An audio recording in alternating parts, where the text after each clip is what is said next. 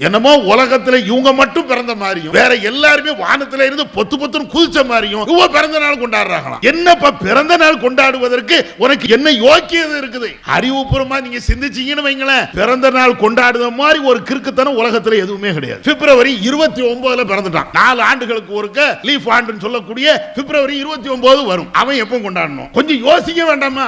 அவன் எப்ப கொண்டாடணும்? 4 வருஷம் கழிச்சு. எவன் பிப்ரவரி 29 பிறந்தானோ 4 வருஷம் கழிச்சு தான் கொண்டாடணும். ஆனா இதுக்கு மட்டும் வசமா என்ன செஞ்சிருவாங்க தெரியுமா? கொஞ்சம் அப்படி இப்படி அட்ஜஸ்ட் பண்ணி அது 28 ஆக்கிடுவோம் அல்லது மார்ச் 1 ஆக்கிடுவோம். ஏன்? அறிவுபூர்வமாக நீங்க சிந்திச்சா இது கிறுக்குத்தனம் விளங்கலையா? எவனோ ஒருத்தன் காட்டி தந்திருப்பான். கண்மூடித்தனமாக பின்பற்றதுடைய விளைவுதான் இப்படி வந்து நிக்குது. அப்ப அதனால நீங்க கொஞ்சம் யோசிச்சு பாத்தீங்கன்னா இது எவ்வளவு பெரிய தவறுங்கிறது விளங்கும். நீ பிறக்கிறதுக்கு கஷ்டப்பட்டது உன்னுடைய தாய். அவ்வளவு கஷ்டப்பட்டாளா இல்லையா? நீ வயிற்றுல இருந்து வெளியே வருவதற்கு அவ உயிரை கொடுத்து ஒன்ன பெத்தாள. அந்த தாய்க்கு நீ என்ன செஞ்ச? அந்த தாய்க்கு சாப்பாடு போட்டியா? அந்த தாய்க்கு மருந்து வாங்கி கொடுத்தியா? அந்த தாயை நீ சீராட்டினியா? அந்த தாயுடைய பேச்சை நீ கேட்டியா? அந்த தாய்க்கு செய்ய வேண்டிய உபகாரங்களை நீ செஞ்சியா?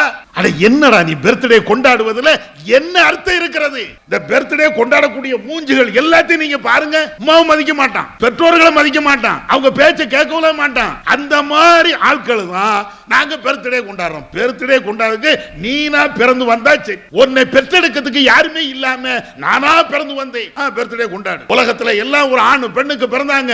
நான் அப்படி பிறக்கலப்பா, இந்த பூமியை புத்துக்கிட்டு வந்தேன், அதனால எனக்கு அந்த தகுதி இருக்குன்னு சொல்லு. கணேசருக்குரிய சகோதரர்களே, தாய்மார்களே, இறைவனுடைய பேரருளால்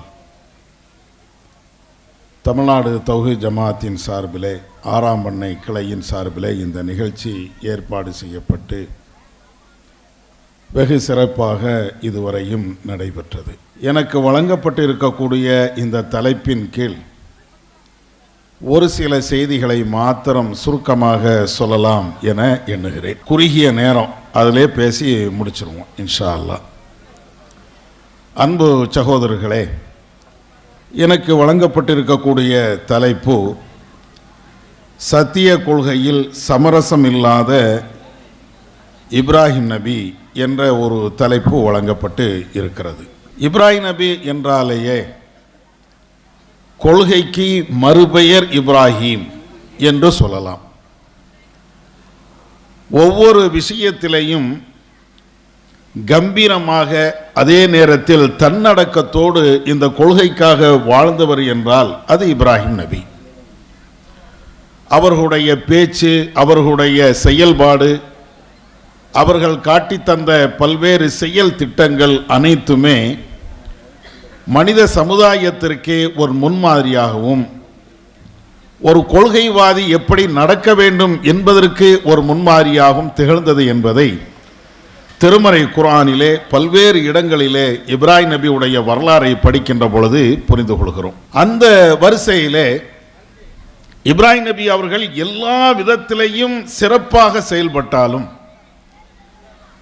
ஒரு முக்கியமான ஒரு விஷயத்தில் இப்ராஹிம் நபி அவர்கள் எல்லா மனிதர்களுக்கும், குறிப்பாக தௌஹீத்வாதிகளுக்கு ஒரு முன்மாதிரியாக திகழ்கிறார்கள்.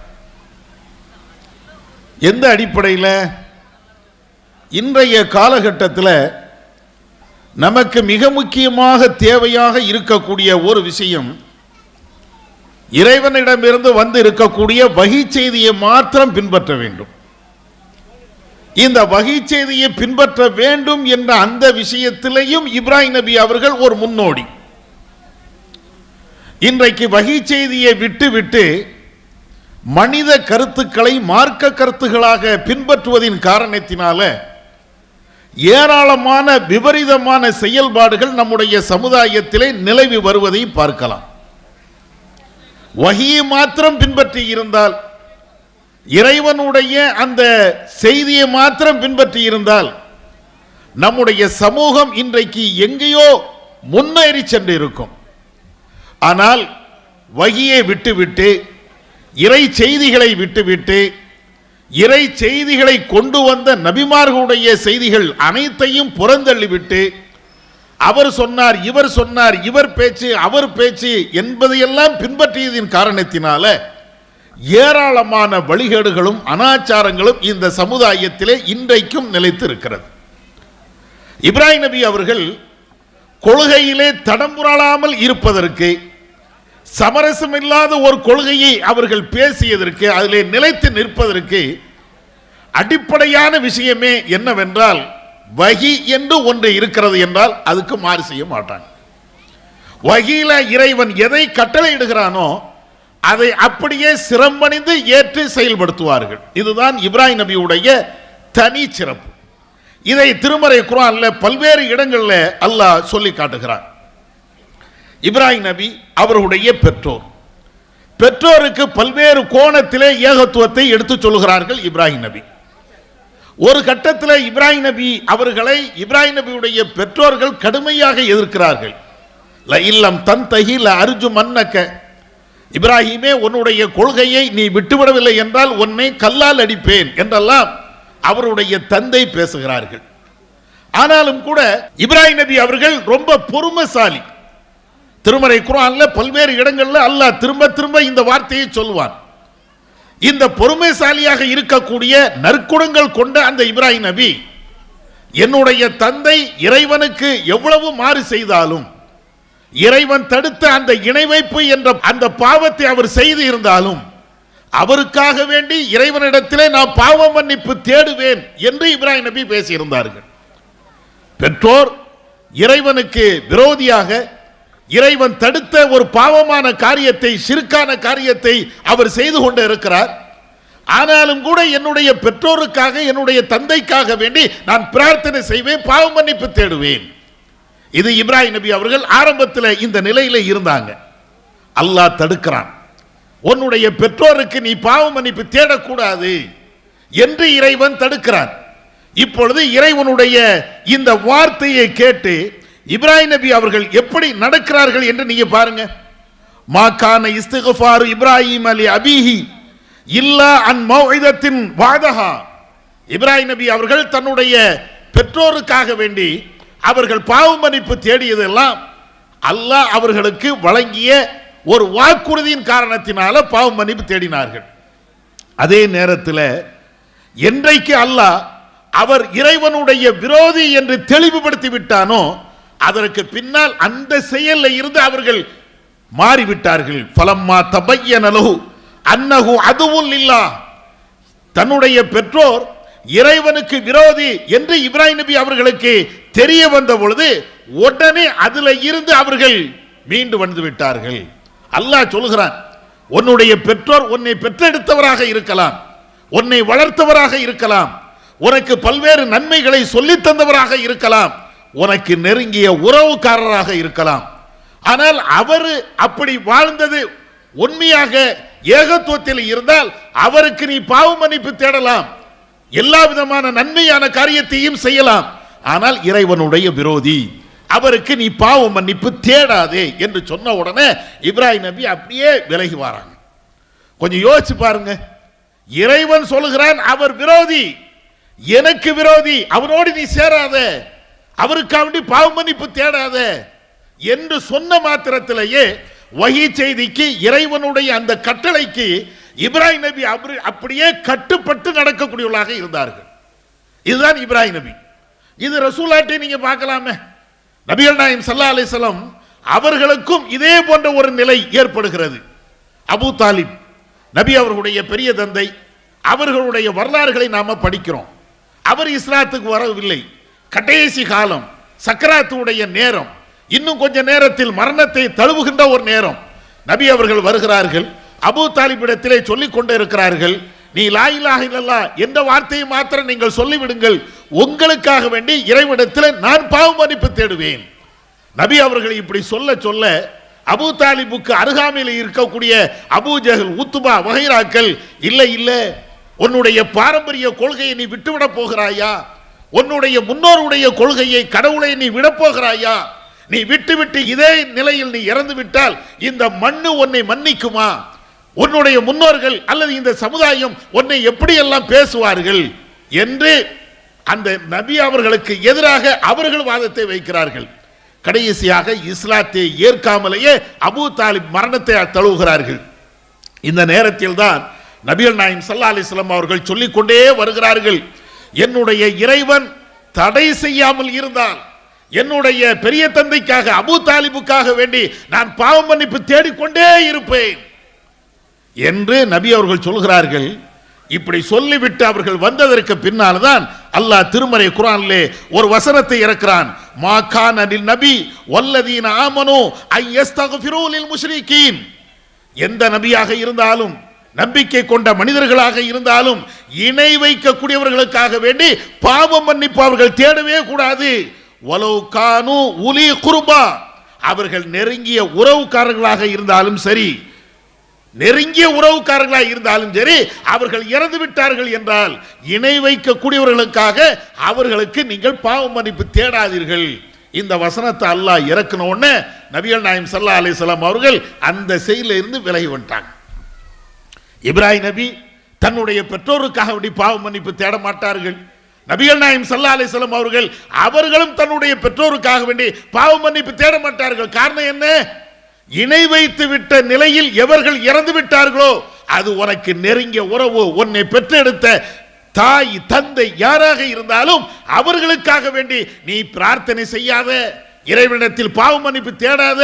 இந்த வஹி செய்தி இதுக்கு ரசூலுல்லாஹ் எப்படி கட்டுப்படுறாங்க, இப்ராஹிம் நபி எப்படி கட்டுப்பட்டாங்க, நாம எந்த லட்சணத்துல இருக்கிறோம் எல்லாத்தையும் பார்க்கணும்ல.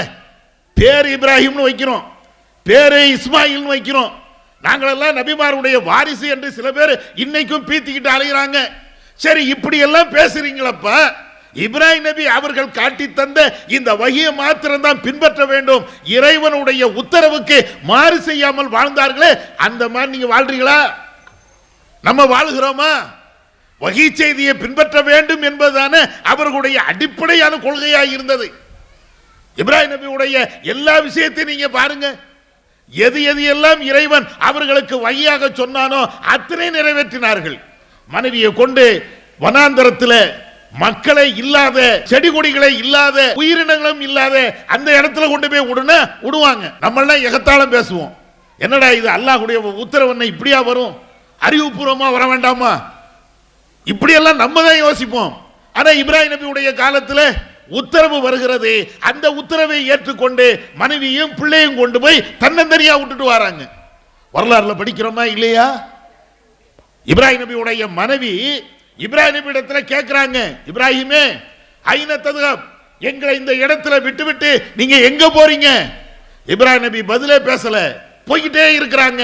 மனைவியும் பிள்ளையும் விட்டுட்டு திரும்பவும் கேட்கிறாங்க. மனைவி கேட்கிறாங்க, என்ன இங்க விட்டுட்டு போறீங்களே, யாருடைய உத்தரவு? அல்லாஹு அமரக்க, அல்லாஹ் தான் உங்களுக்கு இப்படி வஹி அனுப்பினானா? என்னையும் என் பிள்ளையும் தன்னந்தனியாக இந்த காட்டிலே வனாந்தரத்திலே விட வேண்டும் என்று இறைவன் சொன்னானா? ஆமா. இப்ராஹிம் நபி ஒரே பதில், ஆமா.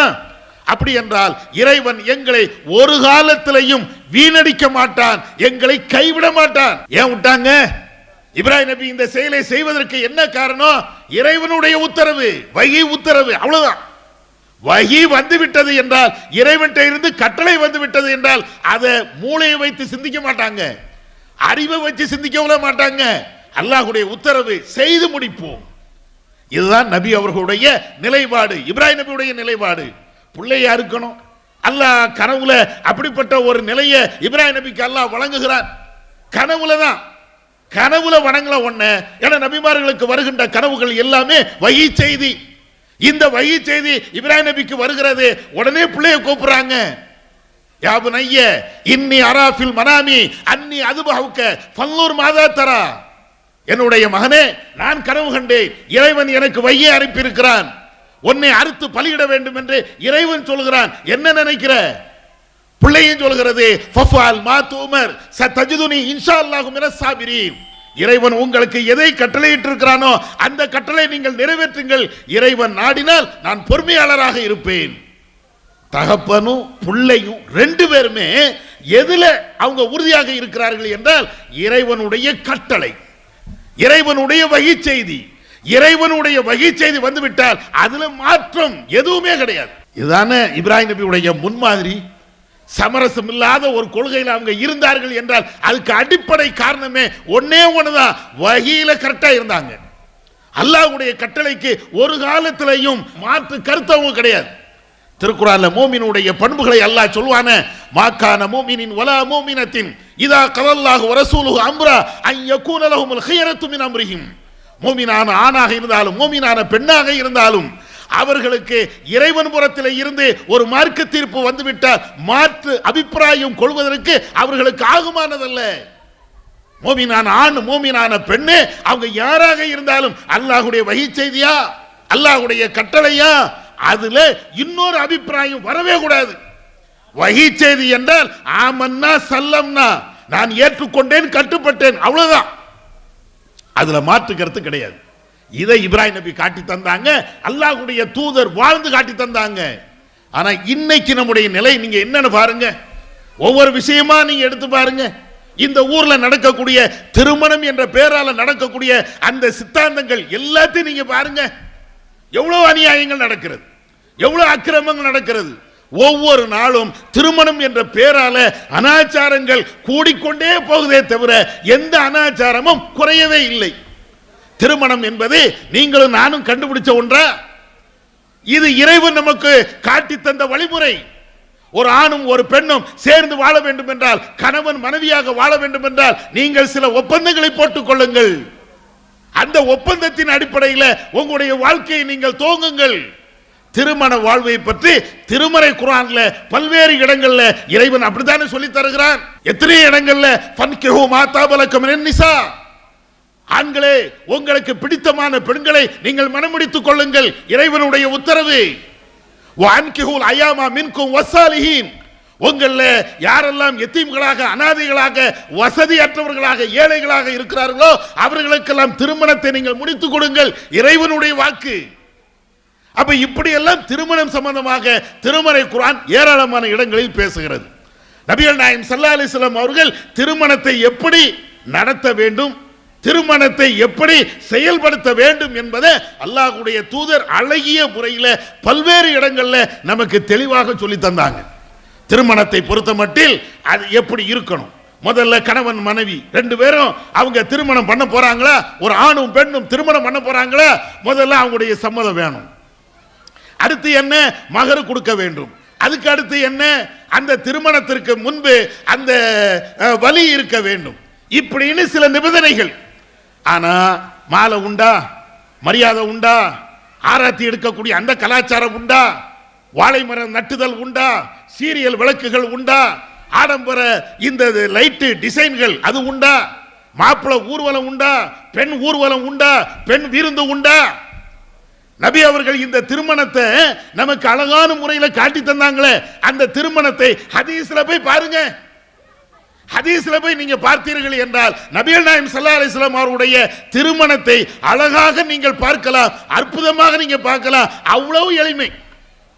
ஒரு மனிதன் தன்னுடைய நகத்தை வெட்டி போடுவதற்கு எவ்வளவு எளிமையாக கடைபிடிப்பானோ, ஒரு மனிதன் தன்னுடைய முடிகளை களைவதற்கு எவ்வளவு எளிமையை கடைபிடிப்பானோ, ஒரு மனிதன் இன்ன பிற தன்னுடைய வீட்டு காரியங்களை செய்வதற்கு எவ்வளவு எளிமையாக அவன் கடந்து செல்வானோ அதே மாதிரிதான் திருமணத்தை ரசூலுல்லாஹ் சொன்னாங்க.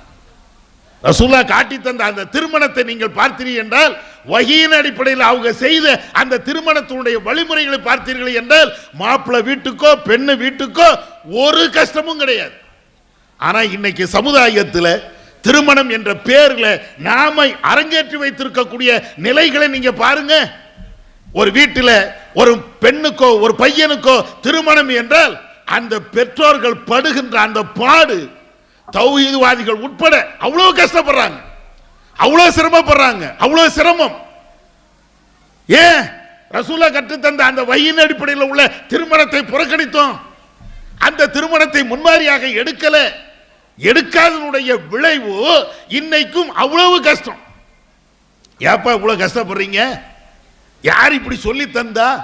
திருமணம் என்கிற பேர்ல இவ்வளவு பெரிய சிரமத்தை நம்முடைய தலையில போடுறோமே, இது இஸ்லாம் சொல்லி தந்ததா? சரி, இது ஒரு பக்கம் இருக்கட்டும். முதல்ல இருந்த திருமணத்தை நீங்கள் எடுத்துக்கொண்டீர்கள் என்றால், முதல்ல பொன் பார்க்கக்கூடிய படலம், அதுல ஏகப்பட்ட அனாச்சாரங்கள், அதற்கு பின்னால நிச்சயதார்த்தம் என்ற ஒரு நிகழ்வு, அதுல ஏகப்பட்ட அனாச்சாரங்கள். இப்படி ஒவ்வொன்றா தாண்டி வந்தீங்கன்னா திருமணம் என்று நிகழ்வு நடக்கின்ற பொழுது அதுல ஏகப்பட்ட அனாச்சாரங்கள். மார்க்கம் தடுத்த பல்வேறு செயல்பாடுகள் இப்படி ஒண்ணுனா வரும். இப்ப அது எல்லாம் தாண்டி இன்னும் கொஞ்சம் புதுமையை கொண்டு வருவோம் அப்படின்ட்டாங்க. என்னப்பா புதுமை? என்னன்னா ஏற்கனவே நடக்கக்கூடிய அனாச்சாரம்லாம் காணாதானே. ஏற்கனவே திருமணம் நடக்கக்கூடிய 90% திருமணத்தை நீங்க இந்த நாட்டில் நடக்கக்கூடிய திருமணத்தை நீங்க பார்த்தீர்கள் என்றால் மார்க்கத்துக்கும் அதுக்கும் சம்பந்தமே இருக்காது. அப்படித்தான் திருமணத்தை நிறைய பேர் நடத்திக்கிட்டே இருக்கிறாங்க. அதுல இப்ப இங்க இருந்து புதுமையான சில விஷயங்கள் என்ன, ஒரு திருமணம் நடக்குது அப்படின்னு சொன்னாச்சுன்னா மாப்பிள்ளையும் பொண்ணையும் ஒரு இடத்துல உட்கார வச்சுக்கிட்டு கேக்கு வெட்டுதாகலாம். ஏன்பா கேக்கு? மாப்பிள்ளையும் பொண்ணு 2 பேரையும் வச்சுக்கிட்டு கேக்கு வெட்டணும். என்ன அது? என்ன எந்த கலாச்சாரம்? ரசூலாவும் ஹதீஜாவும் கல்யாணம் பண்ணும்போது கேட்டு வைக்கினாங்களோ? காட்டுங்களேன். ரசூலாவும் ஆயிஷாவும் திருமணம் பண்ணாங்களே, வா ஹாப்பி மேரேஜ் டே அல்லது மேரேஜ் அப்படி என்ன இளவையாத ஒன்று சொல்லி அப்படி கேக் வெட்டினாங்களா ரசூல்லா? அட எங்க இருந்துடா கொண்டு வாரிய? ஒவ்வொன்றா கொண்டு வர்றது. ஆனா தப்பி தவறி ஒரு ஆலிம்சா அதுல பேசிடவே மாட்டார். அதுக்கு மாற்றமா அங்கேயும் போய் நின்றுக்கிட்டு அல்லாஹும் அல்லி பைனவுமா நம்ம லெப்பதான் ஓதுவார், அல்லாஹும் அல்லி பைனவுமா அவரும் ஓதுவார். சரி, இந்த கலாச்சாரம் எங்கே இருக்கிறது? மணமகனை மணப்பெண்ணை எல்லாத்தையும் வச்சுக்கிட்டு அந்நிய ஆண்கள் அந்நிய பெண்கள் எல்லாரும் இருக்கக்கூடிய அந்த சபையில இந்த கேக்கு வெட்டணும்னு எங்க இருக்குது? இது ஒரு பக்கம். அடுத்து என்ன செய்யறது அப்படின்னு சொன்னா இன்னொரு நிகழ்வு. இதே திருமணத்துல நம்மள்ட்ட தான் திருமணம் என்றாலேயே மாற்று மத கலாச்சாரத்தை அப்படியே காப்பி அடிச்சிருப்போமே, அச்சு பிசகாம காப்பி அடிச்சிருப்போம். அதுல திருமணத்துல உள்ள ஒரு நிகழ்வு என்னன்னா, மணப்பெண்ணு பட்டாடை தான் உடுக்க வேண்டும். அந்த பட்டாடையை உடுக்கிறதுக்கு அந்த பொம்பளை படுற பாடு இருக்குதே, சுபஹானல்லாஹ். அது தெரியும். இந்த மணப்பெண்ணை சோடிப்பாங்கல்லங்க, மணப்பெண்ணை சோடிக்கும் போது பட்டத்தான் உடுக்கணும் அப்படின்னு வச்சிருவாங்க. அந்த பிள்ளை இவ்வளவு நாளா பட்டை பார்த்ததே இருக்காது. அந்த பொண்ணு மணப்பெண்ணு இதுவரையும் பட்டை பார்த்தது இருக்காது, சேலை கூட கட்டிருக்க தெரியாது. அந்த பெண்ணு சுடிதார் பழக்கத்திலே இருந்திருக்கும். இப்ப பட்டை கட்டுனா அது இடுப்புல நிக்க மாட்டேங்குது, என்ன செய்யனே தெரியல. அவன் அப்படியே ஒரு மாதிரியா சப்பரத்தை சோடிச்சு கொண்டு வந்த மாதிரி அந்த பொம்பளையை சோடிச்சு அப்படியே தள்ளிட்டே போறான். என்னடா பட்டு நழுவுது, கட்ட முடியல. இவ்வளவு கஷ்டப்பட்டு ஒரு பெண்ணுக்கு பட்டு அணிஞ்சு அப்படித்தான் புது பொண்ணு இருக்கணுமோ? ஏன் பட்டு இல்லைன்னா அது புது பொண்ணு இல்லையோ? இது எல்லாம் இன்னொரு பிற கலாச்சாரத்திலிருந்து நம்ம காப்பி அடிச்சிருக்கிறோம். பட்டு கட்ட வேண்டும் அப்படிங்கிறது அங்க உள்ள கலாச்சாரம். அதனாலதான் நிறைய ஜவுளி கடைக்கு பெரிய பிரபலமான பேர் என்ன தெரியுமா? கல்யாண பட்டுக்கு ராசியான கடை. எல்லாம் இந்த தாய்மார்களை வச்சுதான் போடுறான். கல்யாண பட்டுக்கு ராசியான கடை, பெரிய துணி கடை வச்சிருப்பான். அங்க உள்ளாடைகள்ல இருந்து எல்லா ஆடைகளும் இருக்கும். மற்ற ஆடைகளுக்கெல்லாம் பெருசா விளம்பரம் இருக்காது. ஆனா ஒன்னே உனக்கு மட்டும் விளம்பரம். என்ன விளம்பரம்? இது கல்யாண திருமண பட்டுக்கு பிரத்யேகமான ஒரு கடை. ஏன்? அந்த பட்டு இல்லை என்றால் திருமணமே இல்லை. திருமணம் என்றால் பட்டு இருக்கணும். பொம்பளை கண்டிப்பா பட்டு விழுத்தே தீரணும் மணப்பெண்ணு அப்படின்னு வச்சிருக்கிறோம்ல. சரி வைங்க, இது ஒரு பக்கம். இது தேவையில்லாத ஒரு வேலையை தலையில தூக்கி வச்சு சமைக்கிறோம், அது ஒரு பக்கம். இப்ப இந்த பட்டு யார் எடுத்து கொடுக்கணும்? மாப்பிள்ளை தான் எடுத்து கொடுக்கணும். சரி, மாப்பிள்ளை எடுத்து கொடுத்துட்டு போறான். உனக்கு என்ன? அந்த பட்டை எடுத்துக்கிட்டு பொண்ணு வீட்டுக்கு போகணுமா? பொண்ணு வீட்டுல போய் சோறத்தா, சாப்பாடு என்ன சாப்பாடு? இடியப்பத்தை தான், கரிய வையி, புரோட்டா வையி, வட்டாப்பத்தை வையி. அடே, ஒரு பட்டு 5000 ரூபாய்க்கு எடுத்திருப்பியா அல்ல 10,000 ரூபாய்க்கு எடுத்திருப்பியா? எவ்வளவு இருக்கட்டும், அந்த 10,000 ரூபாய் 15,000 ரூபாய் பட்டை தூக்கிட்டு போய் அந்த பொண்ணு வீட்டுல கொண்டு போய் கொடுத்துட்டு பொண்ணு வீட்டுல இருந்து ஒரு 40,000 ரூபாய்க்கு தின்னுட்டு வரான். கேட்டா இது தௌஹீத் கல்யாணம் தானே, தடை இருக்குதா? என்ன கேள்வின்னு பாருங்களேன். ஏன் தடை இருக்குதா என்பதை விட நபி அவர்கள் இந்த திருமணத்தை அவங்க வழிமுறையாக நமக்கு சொல்லி தந்தாங்களா சொல்லலையா? ஆயிஷாவுக்கு ரசூலுல்லாஹ் பட்டு எடுத்து கொடுத்தாங்களோ? அப்படி ஒரு திருமணத்தை நடத்தினாங்களா? சரி, நபியுடைய காலகட்டத்தில் நபி தோழர்கள் அவங்க எத்தனையோ கல்யாணம் பண்ணாங்களே, அந்த மணப்பெண்ணுக்கு இந்த பட்டை கொண்டு போனாங்களா? நீ கொண்டு போன மாதிரி கொடுத்து அந்த பெண்ணுடைய வீட்டில் நல்லா சாப்பிட்டுட்டு வந்தாங்களா? ரசூல்லா காட்டி தந்ததை தான் நம்ம கேட்கிறோம். அப்ப இவ்வளவு அனாச்சாரங்களை பண்ணிக்கிட்டு கேட்டா இதுதான் சரியான கல்யாணம். இதுக்கு 2 ஆலிம்சாக்கள் வேற. ஆமா, இதுதான் கரெக்ட். இந்த கல்யாணத்தை வச்சுக்கிதான் அன்னிக்காவு மின் சுன்னத்திங்கிறீங்களே, வெக்கமா இல்ல? இதைத்தான் ரசூலா சொல்லி தந்தாங்களோ? பொண்ணு வீட்டு விருந்துல நல்ல சாப்பிடலாம் அப்படிங்கறத ரசூலா சொல்லிதாங்களோ? எங்கே இருக்குது? இதைத்தான் நாங்க கேட்கிறோம். வஹி செய்தியை பின்பற்ற வேண்டும் என்று சொன்னால் அந்த பின்பற்றுதல் எவ்வளவு அற்புதமா இருக்க வேண்டும். ரசூல்லா காட்டி தந்த வழியை என்னால் முடிஞ்ச அளவுக்கு நான் பின்பற்றுகிறேன். திருமண விஷயத்தில் பின்பற்றாம இருந்தா கூட பிரச்சனை இல்லை. ரசூல்லா கற்று தந்ததுக்கு மாற்றமாக செய்யாமலா இருக்கலாம்ல. ரசூல்லா ஒரு வழியை சொல்லி தந்திருக்கிறாங்க, சரிங்க என்னால் முடிஞ்ச அளவுக்கு பின்பற்றுவேன். ஆனா ரசூல்லா காட்டி தராத எதையும் நான் செய்ய மாட்டேன் அப்படின்னா இருக்கணுமா இல்லையா? நான் அதை செய்வேன், நான் இதை செய்வேன் அப்படின்னா இது எங்க போகுது? இப்போ இத மாதிரி வஹியை விட்டு அப்படியே புறந்தள்ளி வஹி தேவையில்லை அப்படின்னு போறதுனால நம்முடைய முஸ்லிமுடைய கலாச்சாரங்கள் இப்ப எங்கேயோ பார்த்து போயிட்டே இருக்கிறது. வஹியை விட்டால் அந்த கேவலம் தான். எங்க போகுது தெரியுமில்ல? இதே ஊர்ல கொஞ்ச நாளைக்கு முன்னால் நடந்த சம்பவம் தான். நண்பர்கள் எல்லாரும் சேர்ந்திருக்கிறாங்களாம். எல்லா நண்பர்களும் சேர்ந்து பர்த்டே கொண்டாடுறாங்களாம். எங்க கொண்டாடுறான் பர்த்டே? ஒவ்வொரு நேரத்திலையும் வீட்டில் கொண்டாடிக்கிட்டு இருந்தான். அடுத்த வீட்டுக்கு தெரியாம அணக்கம் இல்லாம கொண்டாடிக்கிட்டே இருந்தான்.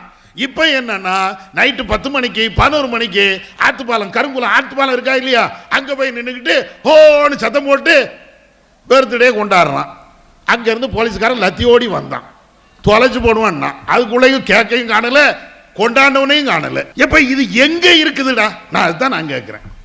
நீங்க இப்ராஹிம் பேர் வைக்கிறீங்கல்ல, நபிமாருடைய பேரெல்லாம் வச்சிருக்கீங்கல்ல, முஸ்லீம்கள் என்று நீங்க பேசுறீங்கல்ல, முஸ்லீம்கள் என்றால் நமக்கு முன்மாறி ரசூல்லா இல்லையா? முஸ்லீம்கள் என்றால் நமக்கு முன்மாறி இப்ராஹிம் நபி இல்லையா? அந்த இப்ராஹிம் நபியோ இஸ்மாயில் நபியோ அவங்களுக்கு பிறந்த எத்தனை நபிமார்கள் அவங்க வந்தாங்களே, அந்த நபிமார்கள் இப்படி ஒரு பிறந்த நாள் எங்கேயாவது கொண்டாடினாங்களா? என்னமோ உலகத்துல இவங்க மட்டும் பிறந்த மாதிரியும் வேற எல்லாருமே வானத்துல இருந்து பொத்துன்னு குதிச்ச மாதிரியும் இவங்க பிறந்த நாள் கொண்டாடுறாங்களாம். என்னப்பா பிறந்த நாள் கொண்டாடுவதற்கு உனக்கு என்ன இருக்குது? என்ன யோக்கியது இருக்குது? அறிவுபூர்வமா நீங்க சிந்திச்சீங்கன்னு வைங்களேன், பிறந்த நாள் கொண்டாடுற மாதிரி ஒரு கிறுக்குத்தனம் உலகத்துல எதுவுமே கிடையாது. சரி, ஒருத்தனை வச்சுக்கிடுவோம். பிப்ரவரி 29 பிறந்துட்டான். 4 ஆண்டுகளுக்கு ஒருக்க லீஃப் ஆண்டுன்னு சொல்லக்கூடிய பிப்ரவரி 29 வரும். அவன் எப்போ கொண்டாடணும்? கொஞ்சம் யோசிக்க வேண்டாமா? அவன் எப்போ கொண்டாடணும்? 4 வருஷம் கழிச்சு. எவன் பிப்ரவரி 29 பிறந்தானோ அதுக்கு பின்னாடி 4 ஆண்டுகளுக்கு பின்னால் தான் பிப்ரவரி 29 வரும். அப்ப 29 4 வருஷம் கழிச்சு தான் கொண்டாடணும். ஆனா இதுக்கு மட்டும் வசமா என்ன செஞ்சிருவாங்க தெரியுமா? கொஞ்சம் அப்படி இப்படி அட்ஜஸ்ட் பண்ணி அது 28 ஆக்கிடுவோம் அல்லது மார்ச் 1 ஆக்கிடுவோம்.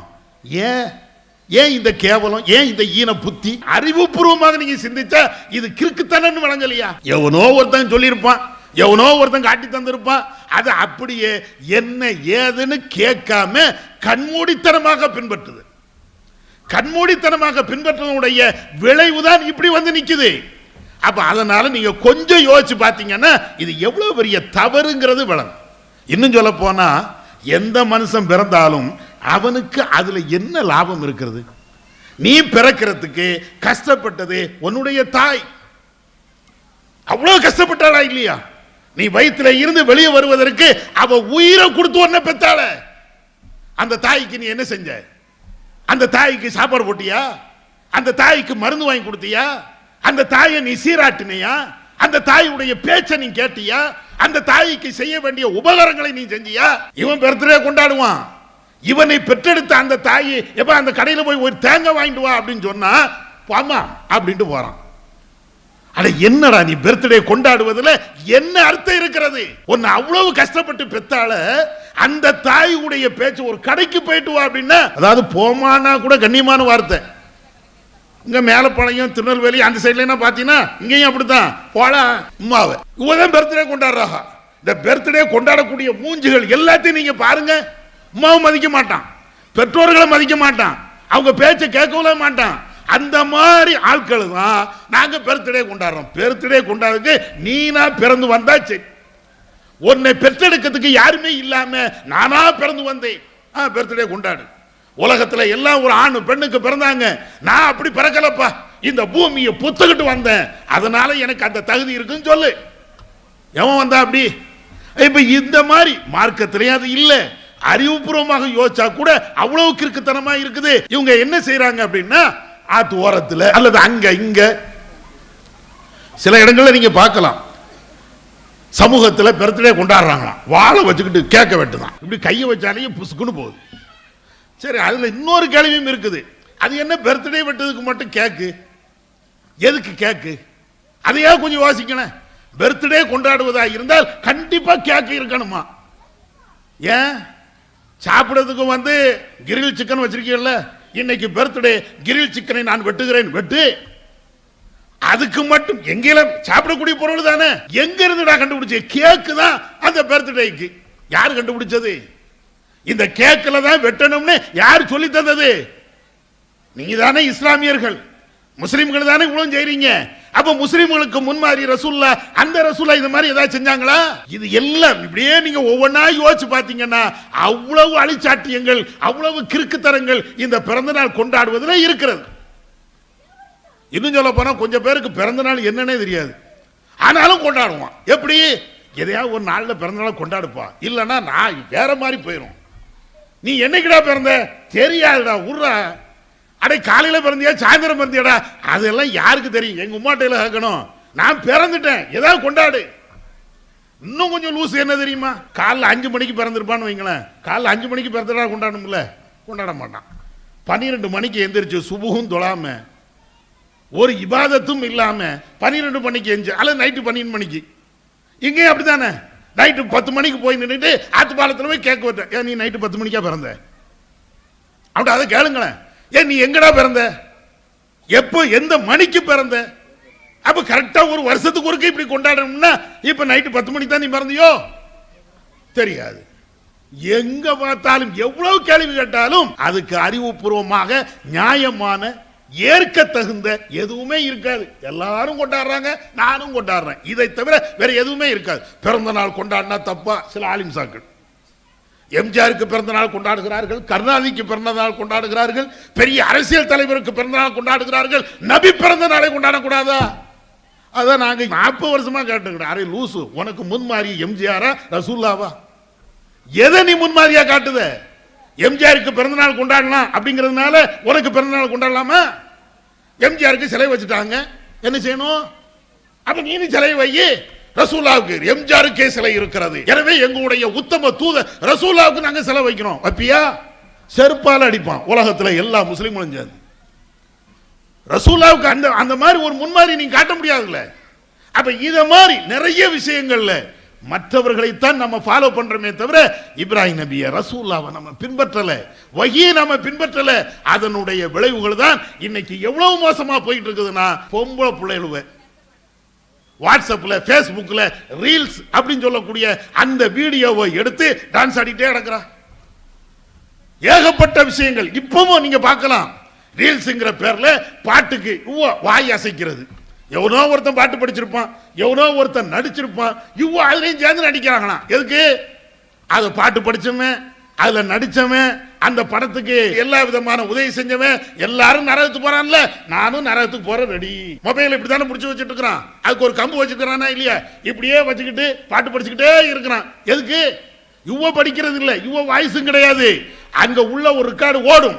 எவனோ ஒருத்தன் பாட்டு படிச்சிருப்பான், எவனோ ஒருத்தன் நடிச்சிருப்பான், அதுக்கு பதிலா இவ்வளோ உட்காந்துட்டு இப்படியே வாய் அசைக்கிறாங்களாம். எதுக்கு?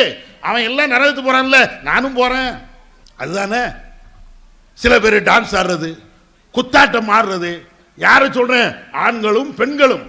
இந்த ரீல்ஸ் மோகம் எத்தனை பேர் செத்து கிடக்கிறான். மலையில போய் எடுக்கிறேன், ஆத்துல போய் எடுக்கிறேன், சாகசம் பண்ணிக்கிட்டே எடுக்கிறேன், ரயில் வரும்போது அதற்கு முன்னால எடுக்கிறேன், எல்லாம் முடிஞ்சு போச்சு.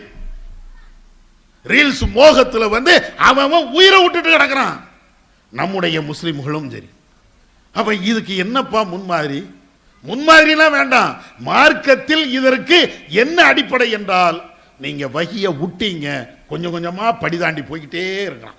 ஆணும் சரி பெண்ணும் சரி வஹியை புறக்கணித்து விட்டால் இந்த அனாச்சாரங்கள் வரிசை கட்டி வரும். அதான் யதார்த்தம். திருமணத்தில் வஹியை புறக்கணித்தோம், வரதட்சணை உள்ளே வந்தது, பெண் குமர்கள் தேங்கினார்கள். திருமணத்தில் வஹியை புறக்கணித்தோம், அனாச்சாரங்கள் உள்ளே வந்தது. திருமணத்தில் வஹியை புறக்கணித்தோம், ஆடம்பர திருமணங்கள் உள்ளே வந்தது. திருமணத்தில் வஹியை புறக்கணித்தோம், இன்ன பிற மதத்தவருடைய கலாச்சாரங்கள் நம்முடைய வீடுகளிலே குடிகொண்டது. யதார்த்தம் தான். தாலி கட்டக்கூடிய கலாச்சாரங்கள் எங்க இருந்து வந்தது? வஹியை விட்டீங்க, அங்கே இருந்து நீங்க எடுத்தீங்க. வகியை புறக்கணிச்சிங்க, மாலை விடுகின்ற கலாச்சாரம் வந்தது. வகியை புறக்கணிச்சிங்க, வாழை மரம் நடுகின்ற அந்த கலாச்சாரம் வந்தது. வகியை புறக்கணிச்சிங்க, தெரு முழுக்க பந்தல் அடைக்கக்கூடிய அந்த கலாச்சாரம் வந்தது. வகியை விட்டு விட்டீர்கள் என்றால் அனாச்சாரங்கள் வந்துகிட்டே இருக்கும். படிதாண்டுகின்ற கேசுகள் எவ்வளவு நடக்கிறது, அடுத்தவனோடி ஓடி போகின்ற கேசுகள் எவ்வளவு நடக்கிறது. இதுக்கெல்லாம் என்ன காரணம்? எல்லாம் ஒண்ணே ஒண்ணுதான், வகியை விட்டீங்க. இறை செய்தியை அதை நீங்க புறந்தள்ளிங்க. புறந்தள்ளுடைய காரணம் எல்லா அனாச்சாரம் அப்படியே வந்துகிட்டே இருக்கிறது. இந்த அனாச்சாரங்களை ஒழிக்கணுமா, அக்கிரமங்களுக்கு முத்திரையிட வேண்டுமா, அநியாயங்கள் இல்லாம ஒழிக்கப்பட வேண்டுமா, தனி மனித ஒழுக்கம் வர வேண்டுமா, எல்லாத்துக்கும் ஒன்னே ஒண்ணுதாங்க, வகியை மட்டும் பின்பற்று. இப்ராஹிம் நபி எப்படி வகியை பின்பற்றினாங்க அதை எடுத்து நடங்க. நபி அவர்கள் எப்படி வகி செய்திக்கு அச்சு பேசாமல் நடந்தாங்க அதை நீங்க பாருங்க. இது அடிப்படையில் இங்க இருக்கக்கூடிய ஆண்கள் பெண்கள் அப்படி நடந்துட்டாங்க அப்படின்னா வகி மட்டும்தான் மார்க்கம் என்று இருந்து விட்டார்கள் என்றால் அங்கே சமரசம் செய்ய தேவையில்லை. இன்னும் கொஞ்சம் பேரு நாங்க திருமணத்துக்கு சாப்பாடு வைக்கிறோம், ஏப்பா உறவுகளை அனுசரிக்கணும்ல. உறவுகளை அனுசரிக்கிறதுக்கு கல்யாணம் தான் ஒரு காரணம். நிறைய பேர் இந்த காரணத்தை சொல்லிட்டே இருக்கிறான். நிறைய பேர் ஏப்பா 1000 பேருக்கு சோறு போடுற, உறவுக்காரங்களை நான் நேசிக்கணும்ல, அவங்கள விட்டாச்சுன்னா இஸ்லாம் வந்து உறவை நேசிங்கள் என்று சொல்லுகிறத அதுக்கு மாற்றமா இருமே. அப்படியா? இப்ப நான் படிச்சு காட்டின ஆயத்து ஹதீஸ், இப்ராஹிம் நபியுடைய தந்தை யாரு? இப்ராஹிம் நபிக்கு தகப்பன் இல்லையா? இப்ராஹிம் நபியுடைய உறவு தானே, அவங்க இருந்தானே இப்ராஹிம் நபியை பிறந்தாங்க. ஆனாலும் அல்லாஹ் அவர் விரோதி என்கிறான், புறக்கணிங்கிறான். இப்ராஹிம் நபி புறக்கணிக்கலையா? நபி அவர்கள் அவங்களுடைய பெற்றோர்கிட்ட இருந்து வந்தவங்க தானே. அபூ தாலிப் தானே ரசூலுல்லாஹ்வை சின்ன வயசுல இருந்து வளர்த்தாங்க. அவருக்காக வேண்டி உன்னுடைய உறவாக இருந்தாலும் பிரார்த்தனை செய்யாத வெளியே வந்துரு அப்படிங்கிறான். ரசூலுல்லாஹ் புறக்கணிக்கலையா? உறவு என்பதை பேணணும். எப்போ? அவங்க தீமை செய்யாம இருந்தால், அவங்க நன்மையில வகி செய்தில ஒன்றுபட்டு இருந்தால் உறவை பேணலாம். அதே நேரத்தில் திருமணத்துல தான் உறவை பேணணும். எவன் சொன்னா? எந்த வகையில இருக்கிறது? இறைவன் சொன்னானா? திருமணத்துல உறவுக்காரங்கள் எல்லாத்தையும் கூப்பிட்டு நீ சாப்பாடு போடு, எங்க இருக்குது? திருமணம் ஒன்றுல தான் உறவை பேணணும் அப்படின்னு எங்க இருக்கிறது? காட்டுங்க. உறவை பேணணும்ல, உறவை பேணணும்ல, எங்க கண்டுபிடிச்ச காட்டு. ரசூலுல்லாஹ் திருமணத்துல உங்களுடைய உறவை பேணுங்கள் சொன்னதை காட்டுங்க. பொதுவா சொன்னதை கொண்டு போய் இங்க ஏன் நீங்க திணிக்கிறீங்க? பொதுவா உறவை பேணுங்கன்னாங்க. அது எப்போ? உன் உறவுக்காரன் வந்து ஆஸ்பத்திரியில் கிடக்கிறான், போய் பாரு, ஒரு 2 லட்சம் ரூபாய் கொடு. உன்னால கொடுக்க முடியுமா? உன் உறவுக்காரன் தானப்பா. உன் உறவுக்காரன் காய்ச்சல் தலைவலி வேற ஏதாவது ஒரு நோய் ஆஸ்பத்திரியில் அட்மிட் ஆயிருக்கிறான், போய் பார்க்க முடியுதா? 1 கிலோ ஆப்பிள் வாங்குறதுக்கு 1000 தடவை யோசிக்கிறேன். இவதான் உறவை பேண்டாகலாம். யாரு? இந்த நோயாளி இருக்கிறாங்கல்லங்க, அண்ணனோ தம்பியோ மாமனோ மச்சானோ அடுத்த வீட்டுக்கு, இந்த மாதிரி உறவுக்காரங்க யாராவது ஒரு ஆளு ஆஸ்பத்திரியில் படுத்துருந்தான்னு வைங்களேன், ஒரு 2 கிலோ ஆப்பிள் வாங்கிட்டு போறதுக்கு இவன் யோசனையை பார்க்கணுமே. 2 கிலோவுக்கு என்ன ரேட்டு? இவதான் கல்யாணத்தில் உறவை பேண்டாகலாம். ஏன் ஆஸ்பத்திரி செலவு அந்த பில்லை நீ வாங்கி கட்ட? கல்யாணத்தில் உறவு பேணணும்னு முடிவு எடுக்கிறீங்களப்பா. உன் உறவுக்காரனுக்கு முடியலை என்றால் எவ்வளோப்பா பில்லு? நான் கட்ட வரேன் சொல்லுவாப்பா. துண்டைக்கான துணியக்காரன் ஓடுறான். உன் உறவுக்காரன் படிக்கிறான்ல, அவனுக்கு படிக்கிறதுக்கு என்ன செலவு? பில்ல கொண்டா, நான் கட்டுதேன். அவன் டாக்டர் படிக்கணுமா, இன்ஜினியர் படிக்கணுமா, வேற ஏதாவது தொழில்நுட்ப கல்வியை படிக்கணுமா, ஏன்ட்ட சொல்லு, அந்த செலவை நான் ஏத்துக்கிறேன். என் அண்ணன் மகன், என் மாமா மகன், என் மச்சா மகன், என் உறவுக்காரன், அப்ப நீ பேசு. அப்பமெல்லாம் உறவு கண்ணுக்கே தெரியாது. சொந்த பந்தங்கள் சாப்பாட்டுக்கு வழி இல்லாம இருக்கின்ற பொழுது கண்ணு தெரியாது. டிரெஸ்ஸுக்கு அல்லோலப்பட்டு இருக்கும் போது அவனுக்கு இவன் ஒரு ஆடை வாங்கி கொடுத்திருக்க மாட்டான், அப்ப கண்ணுக்கு தெரியாது.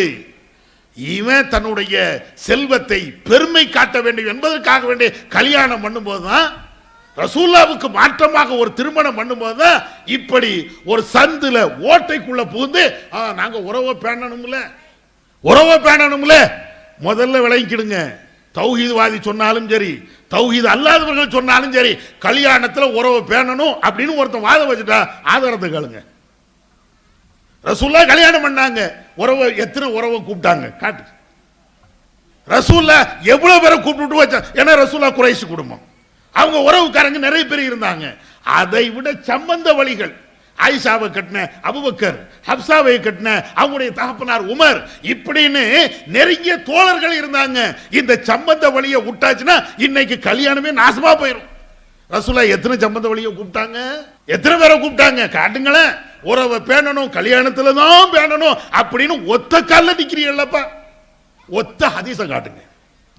யார் யாரெல்லாம் திருமணத்தில் உறவு பேணணும் என்று ஒரு வாதத்தை வைத்து ஆடம்பர திருமணம் பண்ணுகிறீர்களோ உங்கள்கிட்ட ஒன்னே ஒண்ணுதான் கேட்கிறோம். ரசூலுல்லாஹ் அத்தனை கல்யாணம் பண்ணாங்க, அவங்க காலத்தில் அவ்வளவு திருமணம் நடந்திருக்கிறது.